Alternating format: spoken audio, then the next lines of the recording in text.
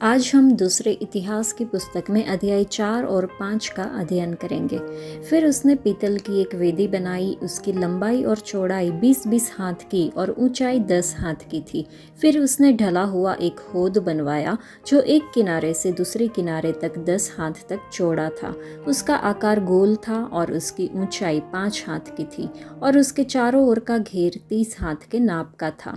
उसके नीचे उसके चारों ओर एक एक हाथ में 10-10 बेलों की प्रतिमाएं बनी थी जो होद को घेरे थी। जब वह ढाला गया तब ये बेल भी 2 पंक्तियों में ढाले गए।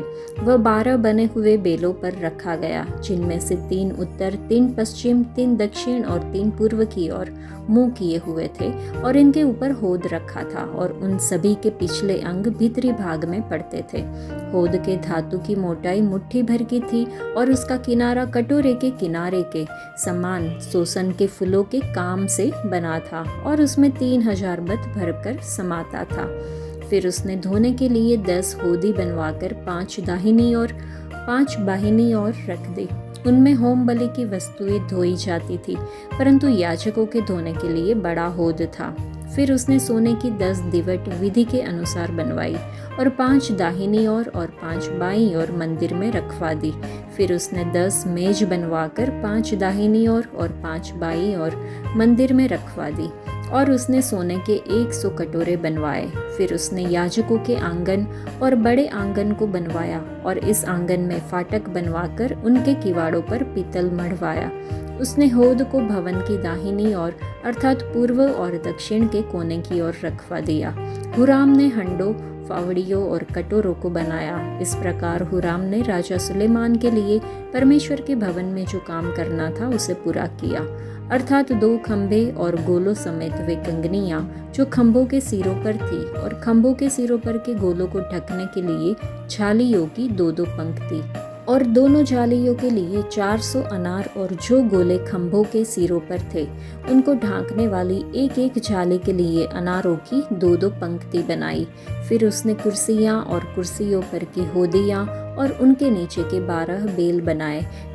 फिर हुराम अबी ने हंडों, फावड़ियों, कांटों और इनके सब सामान को यहोवा के भवन के लिए राजा सुलेमान की आज्ञा से झलकाए हुए पीतल से बनवाए। राजा ने उनको यरदन की तराई में अर्थात सुक्कोत और सारतान के बीच की चिकनी मिट्टी वाली भूमि में ढलवाया। सुलेमान ने ये सब पात्र बहुत मात्रा में बनवाए, यहाँ तक कि पीतल के तोल का हिसाब न था। अतः सुलेमान ने परमेश्वर के भवन के सब पात्र, सोने की वेदी और वे मेज जिन पर भेंट की रोटी रखी जाती थी, फिर दीपकों समेत शुद्ध सोने की दिवटें जो विधि के अनुसार भीतरी कोठरी के सामने जला करती थी, और सोने वरन नीरे सोने के फूल, दीपक और चिमटे और शुद्ध सोने की कैंचियाँ, कटोरे, धूपदान और करछे बनवाए।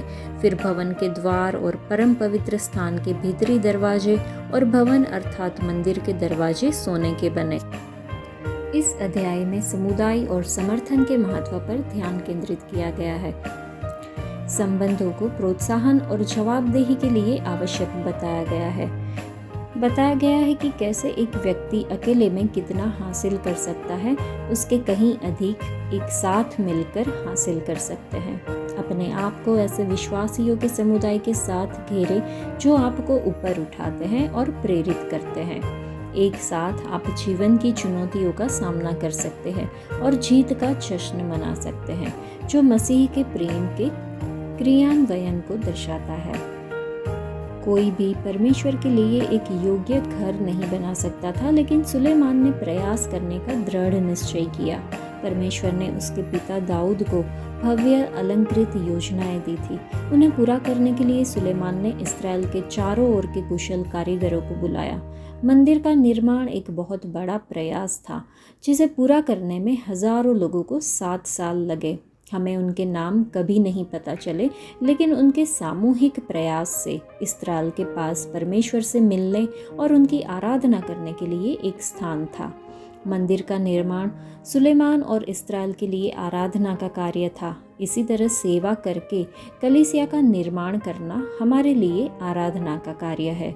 यह भवन न केवल परमेश्वर के लिए एक निवास था, बल्कि यह एक दर्शाने वाला स्थान था जो परमेश्वर की अच्छाई, महानता, शक्ति, रचनात्मकता, पवित्रता धार्मिकता, व्यवस्था और सुंदरता के बारे में बताता था। हमारे परमेश्वर महान है, हमारे परमेश्वर अच्छे हैं, हमारे परमेश्वर अवर्णनीय है। लेकिन अच्छी खबर यह है कि वह जानने योग्य है। हम उनका वर्णन शब्दों में करने में सक्षम नहीं हो सकते, लेकिन हम उन्हें जान सकते हैं, उनके द्वारा जाने जा सकते हैं। अध्याय 5। इस प्रकार सुलेमान ने यहोवा के भवन के लिए जो जो काम बनवाया वह सब पूरा हो गया। तब सुलेमान ने अपने पिता दाऊद के पवित्र किए हुए सोने, चांदी और सब पात्रों को भीतर पहुंचाकर परमेश्वर के भवन के भंडारों में रखवा दिया। तब सुलेमान ने इस्राएल के पुरनियों को और गोत्रों के सब मुख्य पुरुष जो इस्राएलियों के पितरों के घरानों के प्रधान थे, उनको भी यरूशलेम में इस उद्देश्य से इकट्ठा किया कि वे यहोवा की वाचा का संदूक दाऊदपुर से अर्थात सिय्योन से ऊपर ले आए। सब इस्राएली पुरुष 7वें महीने के पर्व के समय राजा के पास इकट्ठा हुए। जब इस्राएल के सब पुरनिये आए, तब लेवियों ने संदूक को उठा लिया और लेवीय याजक संदूक और मिलाप वाले तंबू और जितने पवित्र पात्र उस तंबू में थे उन सभी को ऊपर ले गए। और राजा सुलेमान और सब इस्राएली मंडली के लोग जो उसके पास इकट्ठा हुए थे, उन्होंने संदूक के सामने इतने भेड़ और बैल बलि किए जिनकी गिनती और हिसाब बहुतायत के कारण न हो सकता था। तब याजकों ने यहोवा की वाचा का संदूक उसके स्थान में अर्थात भवन की भीतरी कोठरी में जो परम पवित्र स्थान है पहुंचाकर करूबों के पंखों के तले रख दिया। संदूक के स्थान के ऊपर करूब पंख फैलाए हुए थे, जिससे वे ऊपर से संदूक और उसके डंडों को ढांके थे। डंडे तो इतने लंबे थे कि उनके सिरे संदूक से निकले हुए भीतरी कोठरी के सामने देख पड़ते थे, परंतु बाहर से वे दिखाई न पड़ते थे।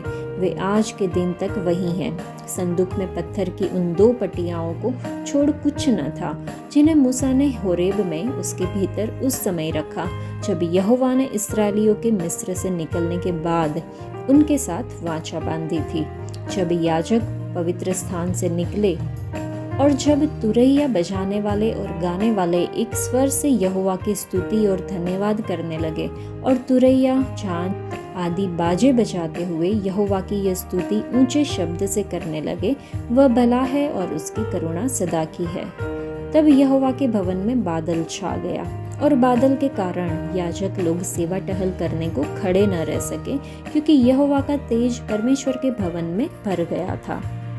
इस अध्याय में मंदिर का निर्माण और साज सज्जा आखिरकार पूरी हो जाती है। संदूक परमेश्वर की उपस्थिति का संकेत पवित्र स्थान में लाया जाता है, बलिदान चढ़ाए जाते हैं और संगीत और आराधना गूंजती है।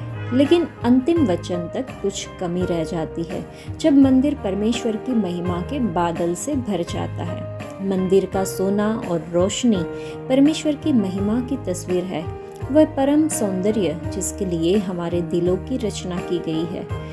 मंदिर की असाधारण भव्यता और सुंदरता हमें इस वास्तविकता की ओर इशारा करती है कि मंदिर में रहने वाला परमेश्वर हमारे दिलों को लुभाने वाली सांसारिक चीज़ों से कहीं ज़्यादा सुंदर है। शुद्धिकरण के लिए जल और वेदी का लहू परमेश्वर की क्षमा और प्रायश्चित के प्रावधान का मार्ग दिखाता है। परमेश्वर ने हमारे पापों से शुद्ध होने का एक रास्ता बनाया है, ताकि हम उनकी स्तुति के साथ उनके दरबार में आ सके और हमारे दिल उसमें विश्राम पा सके। वह रास्ता उनके पुत्र यीशु मसीह के माध्यम से है, जो हमारे पापों के लिए क्रूस पर बलिदान हुए और जो तीसरे दिन फिर से जी उठे और अब हमारे लिए मध्यस्थता करते हैं।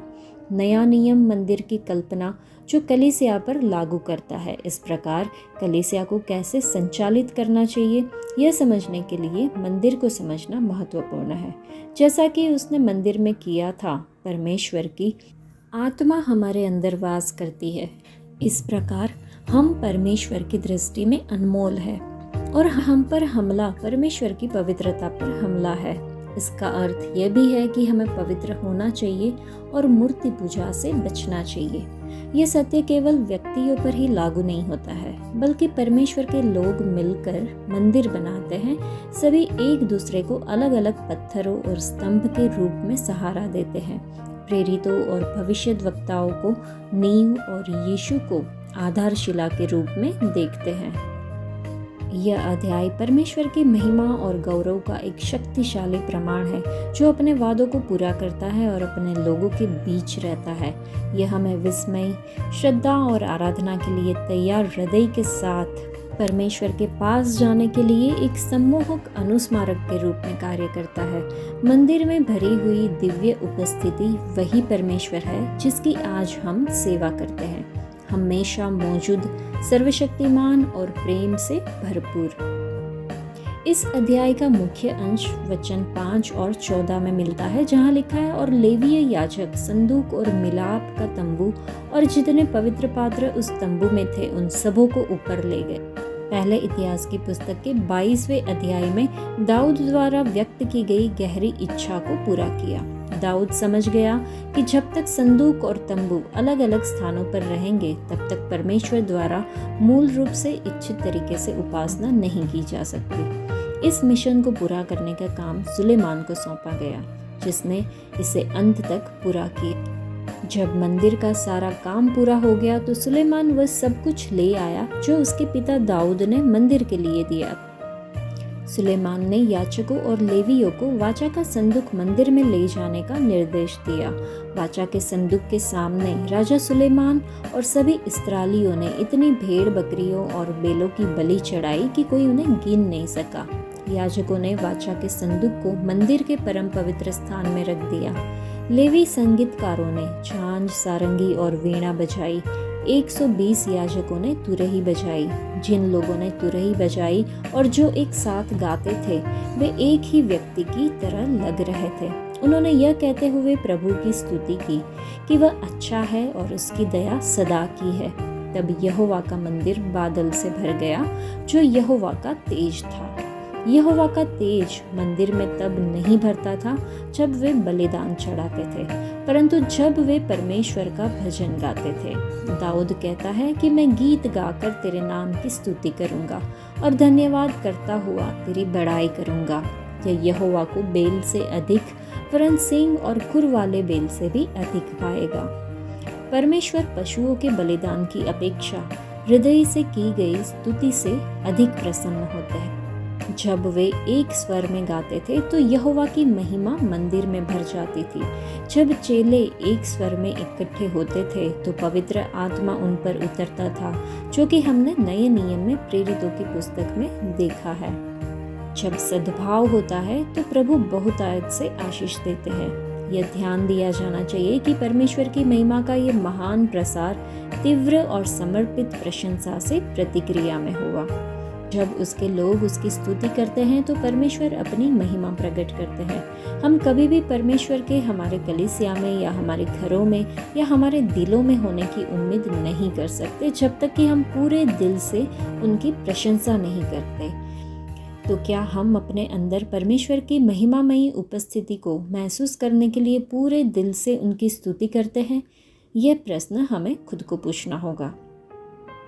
परमेश्वर की पवित्रता को स्वीकार करने से हम विनम्रता और विश्वासपूर्ण भय के साथ उनके पास पहुंच सकते हैं।